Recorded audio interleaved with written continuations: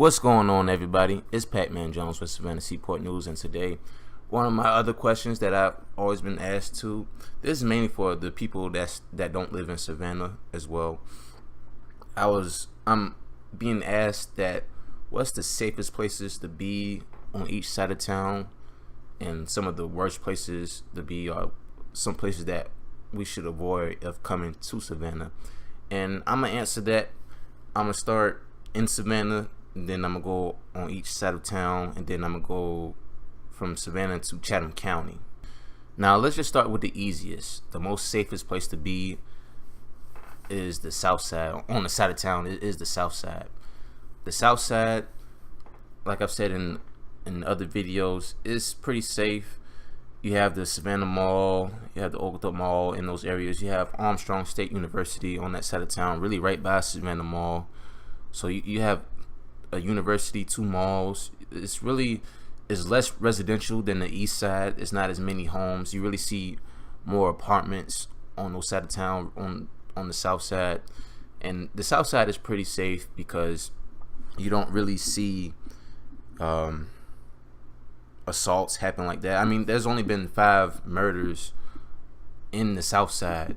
The rest has been split between the east and the west and other places in Savannah. But I mean, the south side is pretty legit.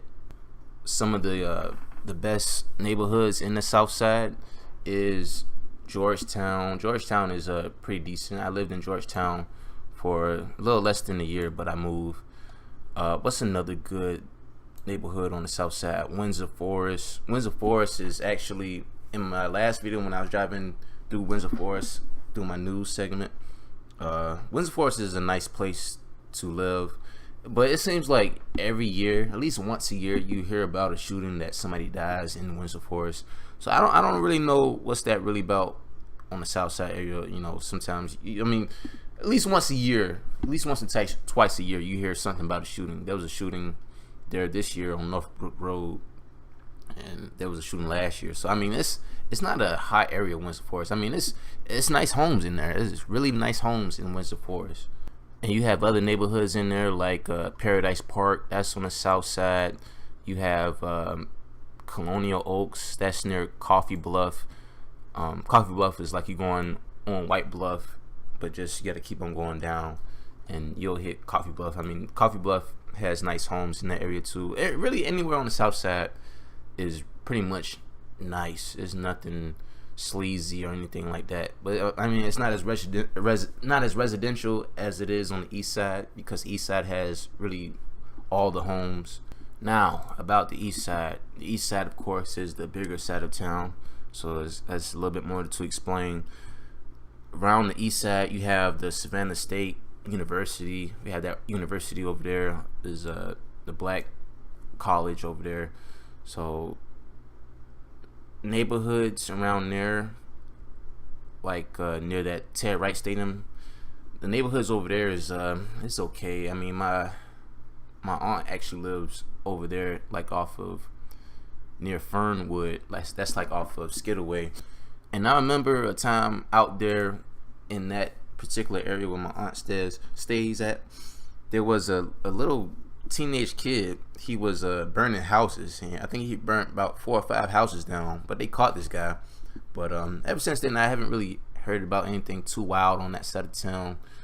I mean, it's the east side, so whereas more population is going to be more crime, of course. And also another thing, another neighborhood or really an area that's a little bit rough is on the east side, is like those state streets. When I say the state streets, I mean when you get off of Skidaway and you ride Pennsylvania, and you'll see streets like Alaska, Mississippi, Louisiana, Florida, New York. Like we call those state streets because that's the name of those streets on that side.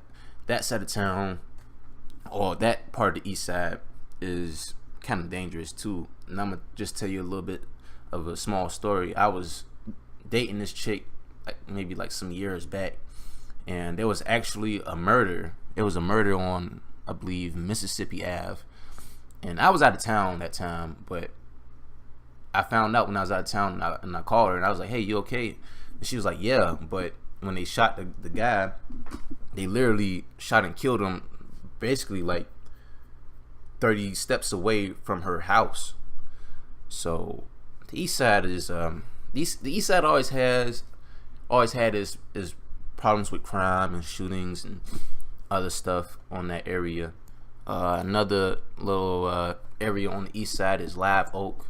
And Live Oak, you hear about Live Oak a lot of times. That's really near the Daffin Park area. I drove past that in my latest video. Live Oak, you hear about it a few times in the year. You hear something where somebody gets shot on Live Oak in that area. And Live Oak, like I said again, is on the East Side. It's near Daffin Park, and on the other side of Daffin Park, you have Parkside. Now, some of the best neighborhoods out on the East Side. Like I said, I don't travel to the East Side like that, but I know where some of the best places to be. And there's a neighborhood out there. Was it Nottingham? Nottingham. That's a decent area to live, because a lot of those homes look like the places off on the where I used to live, like off the southwest side, off of Quaker Road. A lot of those homes look like those out there. So around there is on that East Side is decent. And then you have Bacon Park, which is like really in between the East Side and the South, because that area is like in between Eisenhower and Bacon Park Drive, which is like kind of what really was like a little bit before east of the Ren. So I mean, it's between those two. And like I said, the East Side it's a big area. There's homes all the way off near that Target area, like where that Target is, like off of East 41st and East 42nd. I mean, those places are rough too, because those are near the state streets. I mean, you hear about residential robbery. I mean, residential robbery is the #1 crime in Savannah, just in case if you didn't know. And also on the East Side, since we're on the topic of the East Side, we'll talk about the Victorian district. And the Victorian district is a 50-block district just south of the historic district, and the historic district is really Bay Street, River Street, near really downtown, that area. The Victorian district was really built in the late 1800s, and these are nice homes, 2-story homes, the big frame windows. It's just like those big houses that you see. Some of those houses, man, I mean, all of them are old, but most of those houses, man, those houses are like $250,000 to $1 million type houses. And those are that's the district that you see on like East Broad Street, Gwinnett, and like Anderson Streets. That's really like the Eastern Victorian district.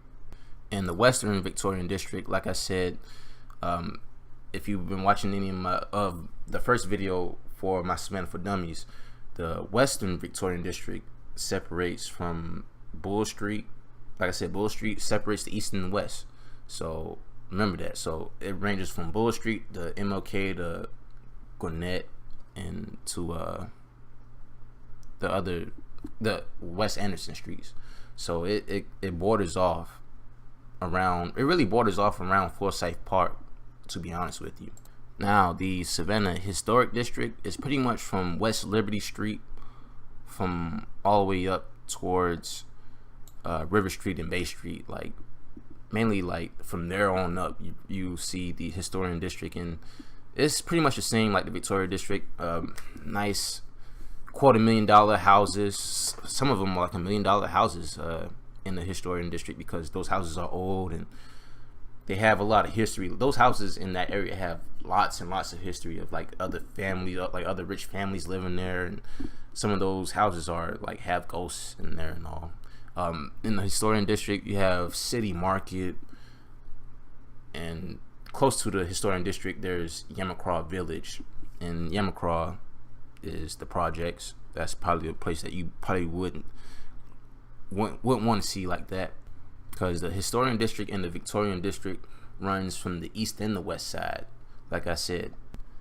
And also, I want to talk about Midtown. Midtown is like that Baldwin Park area, Habersham area, mainly like on, it's really like on the east side, like right a little bit west of Daffin Park.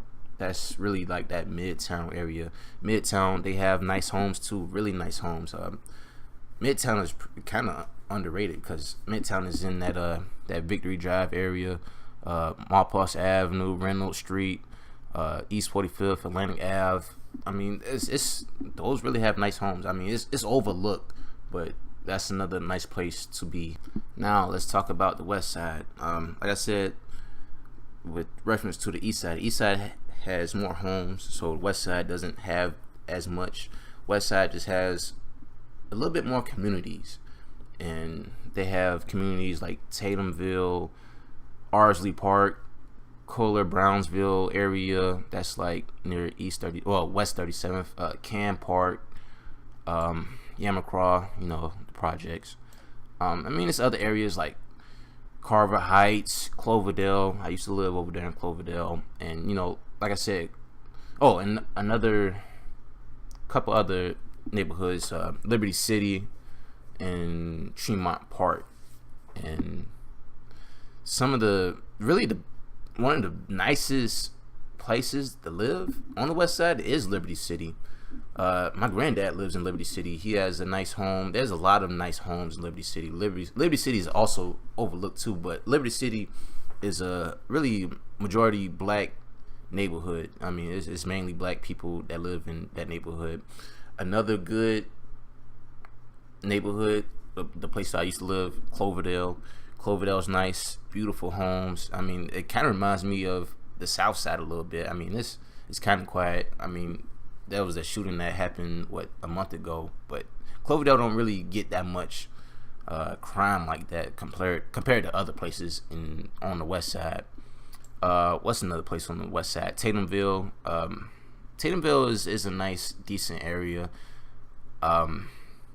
More frequently you hear about Tatumville being in the news for drug busts and people that's in gangs, but I mean, it's not a bad community. I mean, I can walk through Tatumville and not feel threatened, unlike how it was years ago. I had a story where my friend, he got robbed in Tatumville, but that was like years and years ago. I mean, I don't really hear about stuff happening like that in Tatumville like that.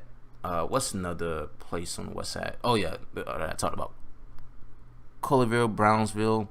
Like I said, that's near West Victory. Talking about like West 37th, West 41st, West 42nd. Hardin Streets, like those area. That's the Kohler Brownsville area. That area is rough, man. You hear stuff happening over there a lot of times. Shootouts. Just robberies, shootings. I mean, just simple stuff. And you have the Caton Homes, which is right next to Fraser Homes, which is the projects. So west side has a little bit more communities, but the east side is a little bit more residential. But I mean, really, I really like Liberty City. I mean, Liberty City is cool, man. I mean, it's, like I said, it's majority black, but I mean, you don't even really see that much people outside, sometimes. Oh, and I can't forget Hudson Hill. That's on the west side. Hudson Hill is like you're heading towards Garden City. Hudson Hill is a little bit before Garden City. It's right off of how to get to it. You can get to it from West Bay Street, but that's pretty much Savannah. I want to talk about Garden City too. Garden City is different. Garden City has a population of just shy of like 10,000 people, so it's different. Garden City is like, it's kind of like the western side of the west side a little bit, but not a lot of people would probably like being in there because Garden City has one of the higher rates of poverty in the nation, with 31% of its population below the federal poverty line.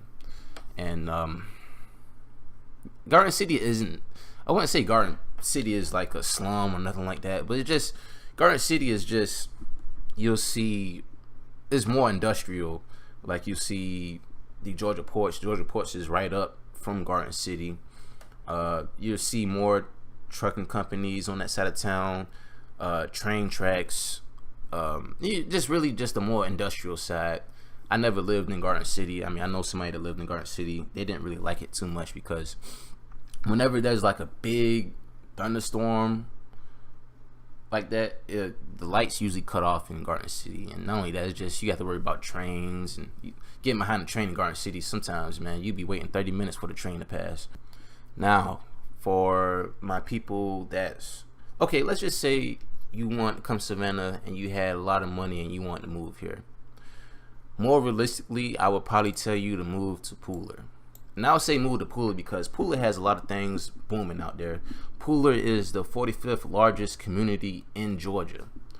And I think that's a big step because Pooler used to have nothing out there. I remember Pooler, from decades ago. Pooler used to have nothing. Now they have a Tanger outlet. They have 2 movie theaters, several businesses. I mean, plazas, food, places to eat. I mean, it's really close to the airport. So, and then the price of living is a little bit more expensive than anywhere else.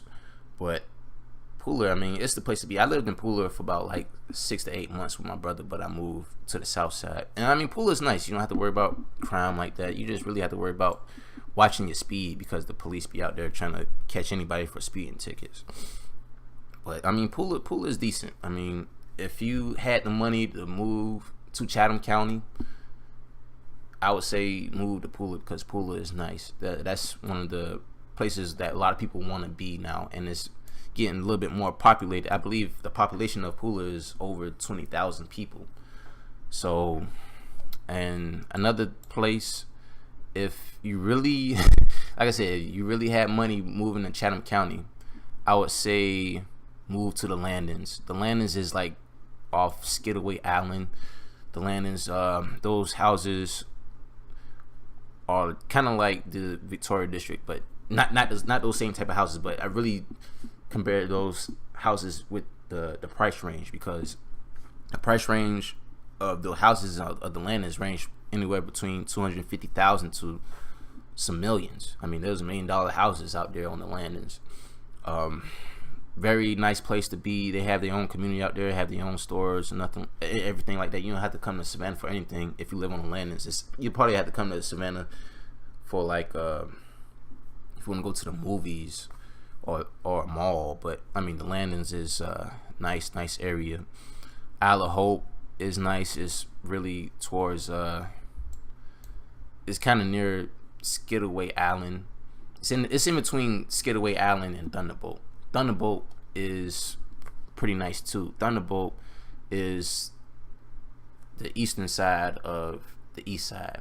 Like you pass the east side when you pass Skidaway Road, and you go a little bit, probably like a little less than a mile, you'll hit Thunderbolt. Thunderbolt is a small area. It's right before you hit Whitmarsh Island and Tybee Island. Now, Tybee Island, of course, is really right by the ocean. Big travel destination. When we have what's that event? The Orange Crush. It happens out in Tybee Island, and Tybee Island is flooded with like visitors. Wilmington Island, that's close by near Whitmarsh Island, and it's before Tybee Island. So those are nice homes, like coastal, like 2-story homes. I mean, really nice homes out there. Oh, and also before I forget, there's one place I forgot, Southbridge. Southbridge is on 17. That's one of the biggest neighborhoods, because Southbridge actually runs from Savannah to Garden City on the backside of Garden City, and it's a big neighborhood. Like I said, some of those houses are $250,000, $1 million homes in that stretch of road. I mean, that stretch of road, it goes pretty far. It goes from the side of 17 all the way towards, what is it? That's not Chatham Parkway. It's Dean Forest Road. Yeah, it stretches out all the way from 17 to Dean Forest Road, and that's a long stretch of road. And big, nice houses, big communities. That's really like the southwest side of town, because it's kind of in between. It's really near Garden City almost, but really like mansion type homes. And a few places I was forgetting too. Bacon Park. Well, not Bacon Park, but that Sandfly area. Sandfly is near Bacon Park. It's near like Lake Mare. It's like you're going towards almost near Isle of Hope, kind of, sort of. But I mean, it's just those houses over there is nice too. You don't really hear too much about Sandfly. I mean, Sandfly has that like Walmart out there, and I have like a few friends that live out there. I mean, it's pretty nice. When I walk around over there, I don't have to worry about getting robbed or anything like that. And also another neighborhood I forgot on the east side is Sunset Park. Sunset Park is used to be in the news like that, like pre 2010ish, but I mean, I believe it calmed down ever since. But yeah, guys, that's all I have for today's episode. Savannah for Dummies. I'm gonna drop another episode. Episode 3 is gonna be the do's and don'ts of Savannah and Chatham County. Like I said, a lot of you guys come to Savannah and don't know what to do. Y'all guys might end up looking like food to somebody that's starving. And what I mean by that is, a lot of people come to Savannah and end up being a victim. But I'm gonna talk about it in my next video, man. Just definitely stay tuned. But that's all for today, guys. It's Pacman Jones with Savannah Seaport News, and I'm out.